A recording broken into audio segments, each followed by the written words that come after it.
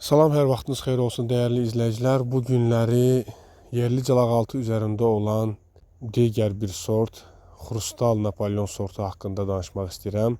Bu sort adətən Xrustal Napolyon, adətən Ala Napolyon, Çal Napolyon, Rozvoy Napolyon və sair adlarla adlandırılır. Çox gözəl və keyfiyyətli bir gilas növüdür. Mən keçən videoda gilasın şahının, yəni mənə görə gilasın şahının Napolyon olduğunu söyləmişdim və bunu Napolyonun dözümlüyünə görə və dadına görə demişdim. Yəni Napolyon gilası illərlə biz 30-40 günə, yəni Napolyon gilasının mövsümü davam edib və bu bir gilas üçün çox böyük bir intervaldır.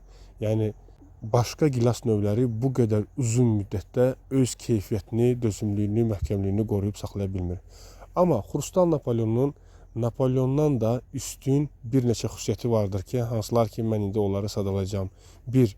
Xrustal Napolyon adi Napolyonla müqayisədə məhsula daha tez oturur. Adi Napolyon 7, 8, 9-cu illərdə məhsula oturursa, bu da əvvəllər belə idi. İndi 13 ilə də oturmur. Yəni bu qədər vaxt ərzində məhsula oturursa, Xrustal Napolyon isə 5-ci, 6-cı ildən normal şəkildə məhsula oturur. Yəni bizdə 20 ildən çoxdur ki, Xrustal Napolyon ağacları var. 5-ci, 6-cı ildən normal şəkildə yerli calaqaltı üzərində olmasına baxmayaraq məhsula oturur. İkinci Napolyondan üstün cəhəti isə Xrustal Napolyonun məhsuldarlığıdır. Həqiqətən də Xrustal Napolyon qeyd etdiyim kimi 20 ildən çoxdur ki, bizim bağlarımızda Xrustal Napolyon var və bu gilas növü hər il maksimum şəkildə məhsul gətirib və öz kalibrində, keyfiyyətində qoruyub saxlayıb.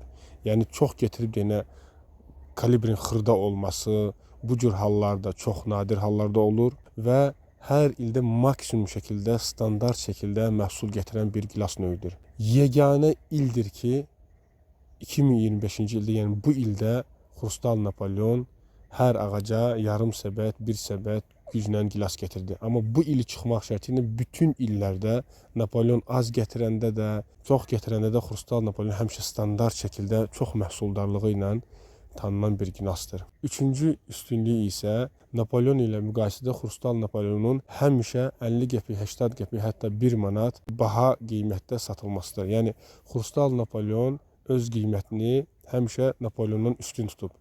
Ən pis halda Napolyonun qiyməti ilə bərabər olub. Bu da çox nadir hallarda olub. Yoxsa Xrustal Napolyon həmişə 50 qəpik, 80 qəpik, 1 manat baha satılıb. Və Napolyon gilası ilə müqayisədə dördüncü üstün cəhəti isə Napolyon gilaslarına, gilas ağaclarına nisbətən Xrustal Napolyon gilas ağacları xəstəliklərə davamlıdır. Yəni əvvəllər Napolyon ağaclarında belə xəstəlik olmurdu, lakin son 10-15 ildə Napolyon ağaclarına qeyri-adi bir xəstəlik gəlib. Demək olar ki, yalnız Napolyon ağaclarında olur. Yəni uç hissələrindən başlayaraq yarpaqlar belə qurumağa, saralmağa başlayır. Amma Xrustal Napolyon bütün bunları müqayisə etsək, Napolyonla müqayisədə daha dözümlü gilas ağacıdır.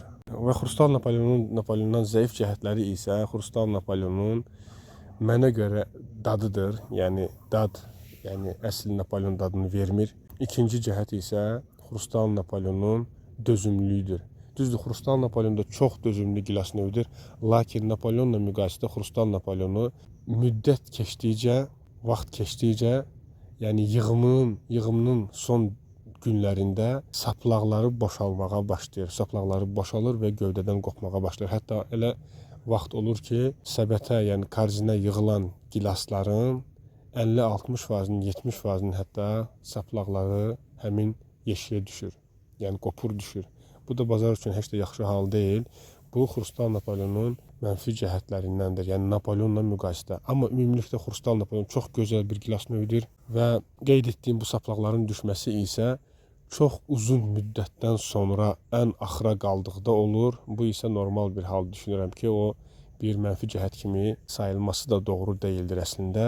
Və mənə görə bazar üçün, satış üçün ən gözəl, ən favorit gilaslardan biri də Xrustal Napolyondur və çox keyfiyyətli, çox dözümlü, çox gözəl bir gilas növüdür. Bir şey də qeyd edeyim ki, bu illəri Xrustal Napolyon çox az gətirməsinə baxmayaraq həmişəki kalibrini qoruyub saxlamışdır. Yəni məsəl üçün Napolyon az gətirdiyinə görə bu illəri öz maksimum kalibrini almışdır bu illəri. Çox az gətirib deyənə.